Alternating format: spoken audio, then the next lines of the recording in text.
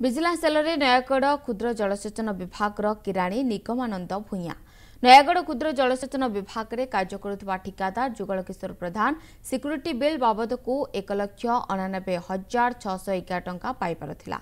यार bill pass कराइबा किराणी Nigamanand भूया 13,500 टंका दाबी करने सह लांच नदेले सिक्यूरीटी टंका दिज्व नहीं बोली निगमानंद कहते। एने ठिकादार जुगल किशोर प्रधान नयागढ़ विजिलेंस द्वारस्थ होते। तेबे आज निज ऑफिस रे लांच टंका नेउथबा बेले निगमानंद को गिरफ्त करने सह 13,500 रंगदिया टंका जबत करा जायथिबा विजिलेंस डीएसपी सूचना दैछन्ति।